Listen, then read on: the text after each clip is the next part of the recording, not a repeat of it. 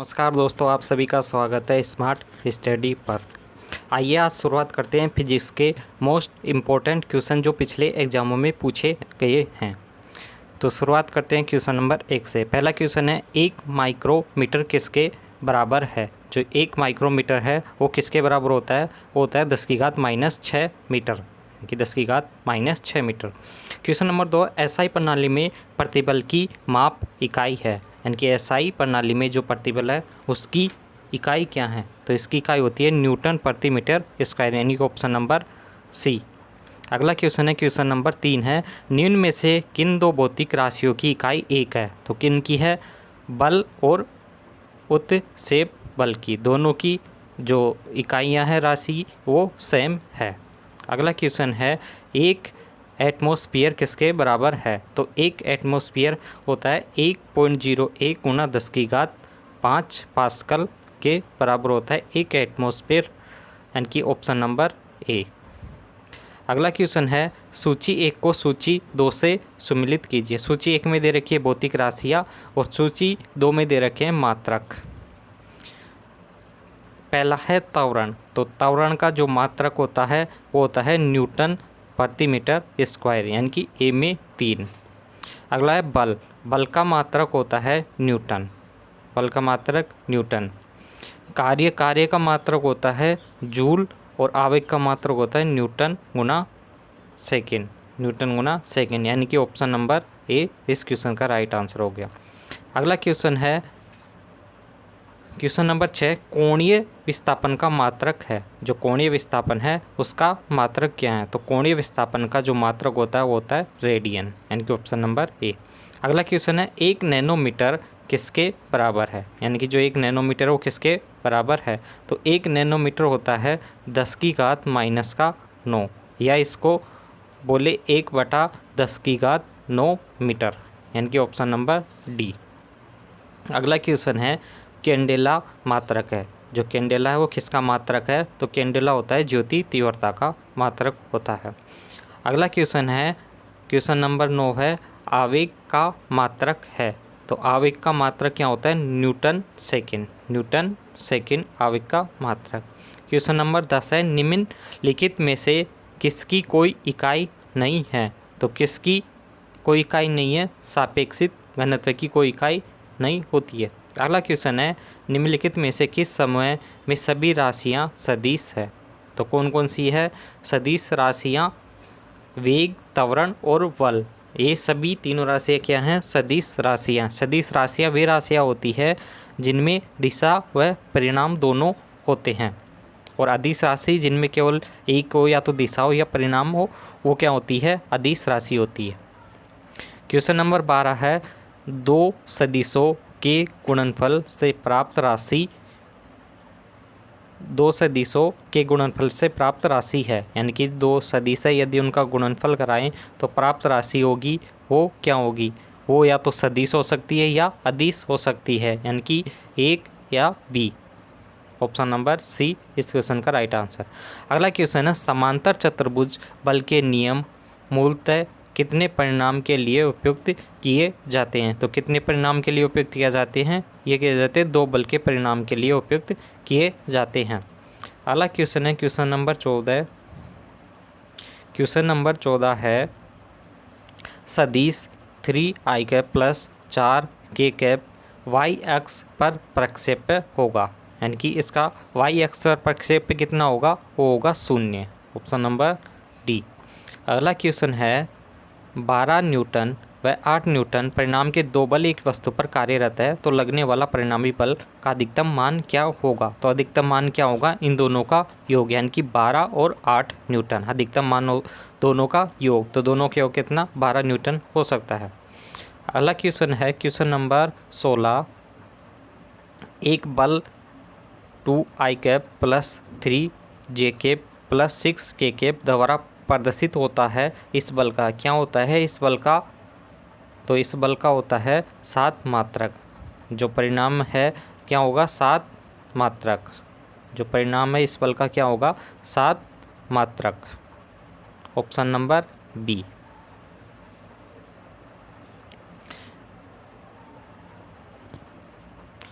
अब जो परिणाम है, परिणाम कैसे निकलता है? परिणाम निकलता है अंडर रूट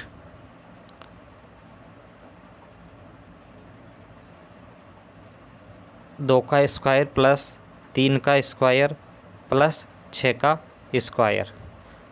2 का स्क्वायर 4 प्लस 3 का स्क्वायर 9 प्लस 6 का स्क्वायर 36। इन तीनों को जोड़ा तो कितना आया? 49। और 49 किसका रूट होता है? होता है 7 का। यानी कि जो परिणाम आया वो कितना है? 7 मात्रक। कितना आया? 7 मात्रक। अगला क्वेश्चन है, क्वेश्चन नंबर 17 है। दो सदिश दे रखे हैं। पहला है 4 आई कैप, 4 आई कैप प्लस 7 जे तथा 2 आई कैप प्लस 3 जे कैप। इनको यदि जोड़े जाते हैं तो इनका परिणामी क्या होगा? तो परिणामी क्या होगा? आई के साथ आई जुड़ेगा, जे के साथ जे जुड़ेगा। 4 और 2, 4 में 2 जोड़े तो 6 आई, यानी कि जो आई है, आई कैप का मान कितना हो गया? 6 आई कैप प्लस जे 7 और 3 कितना? 10 जे कैप। परिणामी कैसे निकालते हैं? Under root. परिणामी निकालते हैं अंडर रूट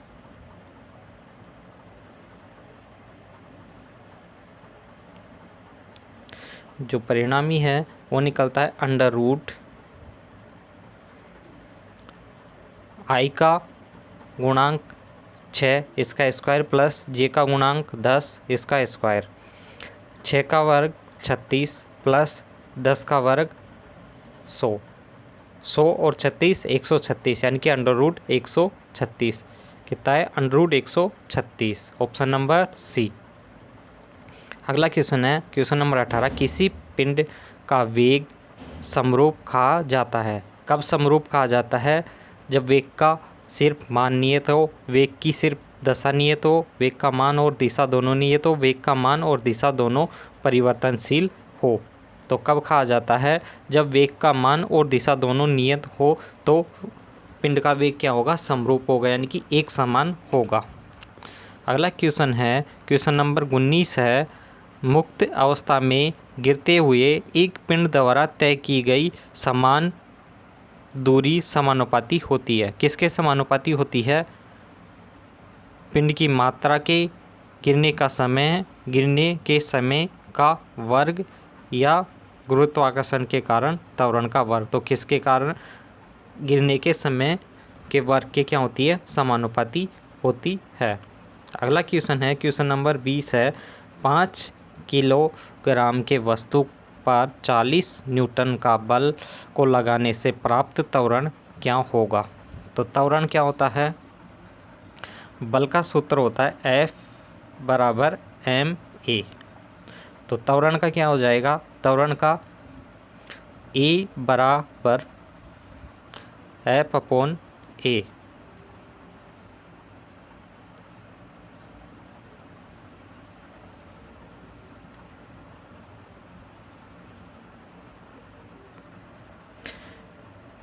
यानी कि F बराबर ma, यानी कि त्वरण क्या हो जाएगा? A बराबर F अपॉन m। F कितना दे रखा है? 40 न्यूटन। और जो त्वरण F दे रखा है 40 न्यूटन। 40 न्यूटन, F बराबर 40 न्यूटन। तो 40 बटा कितना? 5। 40 बटा 5 कितना आया? 8 मीटर प्रति सेकंड स्क्वायर, यानी कि 8 मीटर प्रति सेकंड स्क्वायर इस क्वेश्चन का आंसर हो गया। तो ऑप्शन नंबर ए। अगला क्वेश्चन है। यदि वेग समय ग्राफ समय अक्ष के समांतर हो तो क्या होगा? एक वस्तु नियत वेग से चल रही है, इसकी त्वरण 0 है, ग्राफ का क्षेत्रफल निकालकर इसके विस्थापन का मान निकाला जाता है उपयुक्त सभी। तो क्या होगा? वस्तु नियत वेग से चल रही है। यदि वेग समय ग्राफ अक्ष के समांतर है तो क्या होगी? वस्तु एक नियत वेग से चल रही है। क्वेश्चन नंबर 22 है। नीचे दिए गए वेग समय ग्राफ का कौन सा भाग शून्य त्वरण प्रदर्शित करता है? तो कौन सा कर रहा है शून्य त्वरण? जो क्या होगा? अक्ष के समांतर कौन सा है? बी और सी, यानी कि BC भाग है वो क्या कर रहा है? शून्य त्वरण प्रदर्शित कर रहा है। अगला क्वेश्चन है क्वेश्चन नंबर 23, निम्न में से कौन सी मात्रा चाल के साथ इसकी गति निर्दिष्ट करती है, यानी कि चाल और गति निर्दिष्ट करती है। कौन करती है? ये करती है वेग। कौन करती है? वेग। अगला क्वेश्चन है क्वेश्चन नंबर 24। क्वेश्चन नंबर 24 है, एक निश्चित दिशा में बढ़ रही वस्तु की गति को वैज्ञानिक शब्दावली में किस पद के रूप में जाना जाता है? यानी कि निश्चित दिशा में बढ़ रही एक वस्तु की गति को वैज्ञानिक शब्दावली में किस पद के रूप में जाना जाता है? किस पद के रूप में जाना जाता है? उसे जाना जाता है वेग के रूप में। अगला क्वेश्चन है क्वेश्चन नंबर 25 है, का प्रयोग एक वस्तु की समग्र गति का वर्णन करने और किसी दिए गए समय पर इसकी प्रारंभिक स्थिति के संदर्भ में अंतिम स्थिति का पता लगाने के लिए किया जाता है। दूरी और चाल का, वेग और चाल का, दूरी और विस्थापन का, विस्थापन और वेग का। तो किसका किया जाता है? ये किया जाता है आपके दूरी और विस्थापन का, यानी कि दूरी और जो विस्थापन है इसका प्रयोग किया जाता है। अगला क्वेश्चन है, यदि किसी वस्तु द्वारा तय की गई दूरी शून्य है तो वस्तु का विस्थापन कितना होगा? यदि कोई वस्तु है उसके द्वारा तय की गई दूरी शून्य है तो जो वस्तु है उसका विस्थापन क्या होगा? वस्तु का विस्थापन भी क्या होगा? शून्य होगा। विस्थापन क्या होता है? न्यूनतम दूरी, यानी कि दो स्थानों के बीच की न्यूनतम दूरी। अगला क्वेश्चन है, एक वस्तु को ऊपर की ओर फेंका जाता है, यह 100 मीटर की ऊंचाई तक जाती है और फिर फेंकने वाले के पास वापस आ जाती है, तो क्या होगा? वस्तु का वास्तविक विस्थापन 50 मीटर होगा, वस्तु द्वारा तय की गई कुल दूरी शून्य होगी, वस्तु का वास्तविक विस्थापन 100 मीटर होगा, वस्तु का वास्तविक विस्थापन शून्य होगा। तो विस्थापन क्या होता है? न्यूनतम दूरी। तो विस्थापन क्या होगा? शून्य होगा। क्यों होगा? क्योंकि वस्तु वापस वहीं पर आ रही है, जहाँ से गई थी वहाँ पर आ रही है, तो विस्थापन क्या हो जाएगा? शून्य हो जाएगा। अगला क्वेश्चन है, यदि कोई वस्तु समान समय अंतराल में असमान दूरी तय करती है तो इसे क्या कहते हैं? जब समान समय अंतराल में असमान दूरी तय करती है तो इसे क्या कहते हैं? इसे कहते हैं असमान गति। असमान गति, ऑप्शन नंबर ए। अगला क्वेश्चन है, निरंतर शक्ति प्रदान करने वाली किसी मशीन के द्वारा कोई पिंड एक सरल रेखा में चलाया जाता है, 30 सेकंड में पिंड द्वारा तय की गई दूरी का निम्न के समानुपात होता है। किसके समानुपात होता है? ये होता है समय का घात 3/2, यानी कि t की पावर 3/2 के बराबर होता है। अगला क्वेश्चन है, फ्रेम के संदर्भ में जो समय का फंक्शन है, एक वस्तु की स्थिति में परिवर्तन की दर क्या है? उसे क्या कहा जाता है? तो उसे क्या कहा जाता है? उसे वेग कहा जाता है। उसे वेग कहा जाता है। अगला क्वेश्चन है क्वेश्चन नंबर 31, समय के साथ किसी वस्तु का वेग दिखाने वाले ग्राफ को कहा जाता है? क्या कहा जाता है? वेग समय ग्राफ, यानी कि समय के साथ किसी वस्तु का वेग दिखाने वाले ग्राफ को कहा जाता है वेग समय का ग्राफ। अगला क्वेश्चन है क्वेश्चन नंबर 32, गति का द्वितीय समीकरण है। गति है उसका द्वितीय समीकरण क्या है? तो गति का जो तृतीय समीकरण है वो कौन सा है? वो है s बराबर ut प्लस 1/2 at²। जो गति है उसका पहला समीकरण क्या है? पहला समीकरण है v बराबर u प्लस at, v बराबर u प्लस at, यानी कि पहला समीकरण v बराबर u प्लस at, तीसरा s बराबर ut प्लस हाफ at², ये होता है तीसरा समीकरण। और दूसरा समीकरण होता है v² बराबर u² प्लस 2as, ये होता है गति का तीसरा समीकरण। अगला क्वेश्चन है क्वेश्चन नंबर 33 है, कोई पिंड वेग v के साथ ऊपर की ओर ऊर्ध्वाधर रूप से फेंका जाता है, यह ऊंचाई h तक पहुंचने के बाद पृथ्वी की ओर लौट आता है, तो पिंड द्वारा तय की गई दूरी का विस्थापन का अनुपात क्या होगा? कितना होगा? अनंत। कितना होगा? अनंत होगा।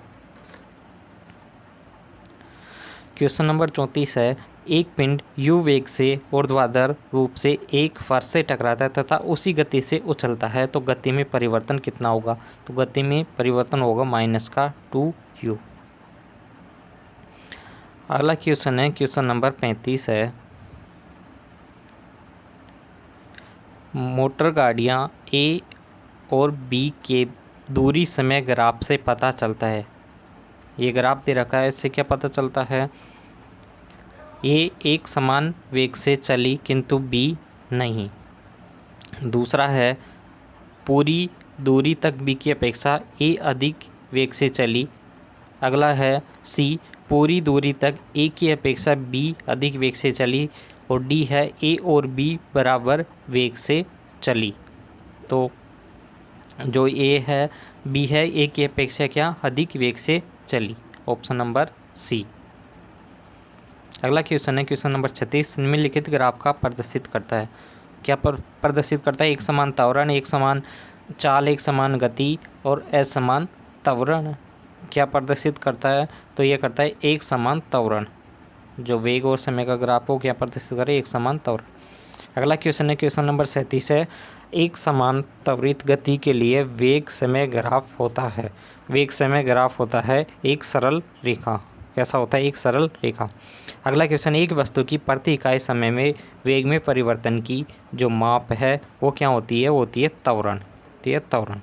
क्वेश्चन नंबर 39 है, एक साइकिल स्थिर त्वरण से चलायमान है, पीछे के पहिए पर जो घर्षण बल है वो क्या होगा? तो कौन सी दिशा में होगा? वो पश्च दिशा में, पीछे की दिशा में होगा।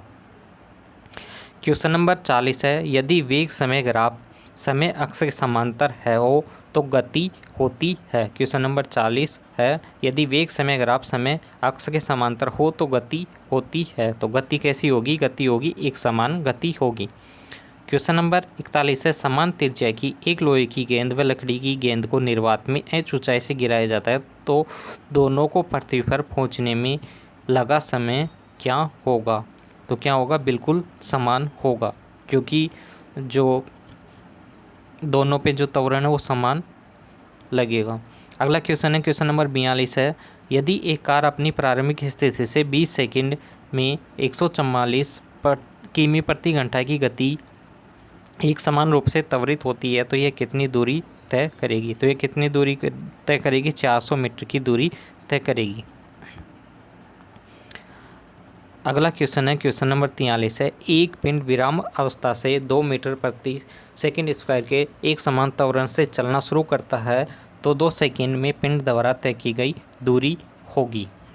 तो कितनी होगी? 2 सेकंड में तय की गई दूरी कितनी होगी? जो गति का द्वितीय नियम है, s बराबर U T plus half a t square से। प्रारंभिक गति तो क्या, वेग तो क्या है? 0, तो यू टी क्या हो गया? 0 हो गया। बचा क्या? Half a t square. A का मान त्वरण के तान दे रखा है 2 मीटर प्रति सेकंड स्क्वायर। टी का मान 2 गुना 2, तो कितना बचा? 4, यानी कि 4 मीटर क्या हो जाएगी? इसका राइट आंसर हो जाएगा 4 मीटर। तो तय की गई दूरी कितनी होगी? 4 मीटर होगी। अगला क्वेश्चन है, किसी वस्तु का नियत त्वरण 10 मीटर प्रति सेकंड स्क्वायर है तथा प्रारंभिक वेग 100 मीटर प्रति सेकंड है तो कितने समय बाद इसका जो वेग है वो दुगना हो जाएगा? तो कितने समय बाद दुगना हो जाएगा? 10 सेकंड के बाद में इसका जो वेग है वो क्या हो जाएगा? दुगना हो जाएगा। अगला क्वेश्चन है, क्वेश्चन नंबर 45।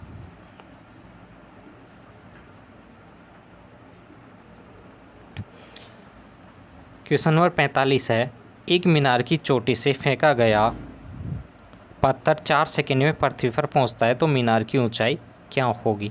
ये भी गति के दूसरे समीकरण से हो जाएगा। s बराबर या h बराबर, हाइट है तो h बराबर U T plus half G T square, half G T square. प्रारंभिक वेग 0 तो ये पूरा 0। बचा क्या? 1/2 गुणा जी कितना? जी ले लेते हैं 10 गुणा में टी स्क्वायर, टी कितना? 4 गुना 4।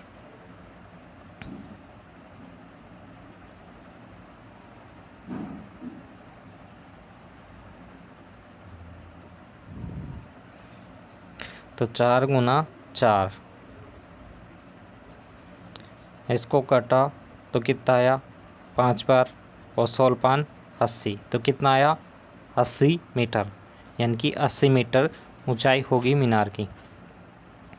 अगला क्वेश्चन है, किसी गेंद को 5 मीटर प्रति सेकंड के वेग से 19.6 मीटर की ऊंची इमारत की छत से अनुपात प्रेषित किया जाता है, तो वह गेंद धरातल पर पहुंचने में कितना समय लेगी। तो कितना समय लेगी, वो लेगी 2 सेकंड का समय लेगी। कितना समय लेगी, 2 सेकंड का समय लेगी। अगला क्वेश्चन है, एक पत्थर एक भवन की छत से छोड़ने पर पृथ्वी की सतह पर गिरने में 4 सेकंड का समय लेता है, तो भवन की ऊंचाई क्या होगी। h बराबर ut plus half GT square, half GT square. ut तो क्या हो गया 0 हो गया, तो h बराबर हाफ g कितना 9.8, 9.8 गुणा में t कितना 4, 4 गुना 4, 4 गुना 4, तो इनको काटा तो कितना आया 78.4 मीटर, 78.4 मीटर। अगला क्वेश्चन है, क्वेश्चन नंबर 48 है, एक टावर से शून्य की गति से फेंका गया पत्थर ज़मीन पर 4 सेकंड में गिरेगा, तब टावर की ऊंचाई, वही h बराबर ut plus half GT square, तो इसका भी आंसर कितना होगा 80 मीटर होगा।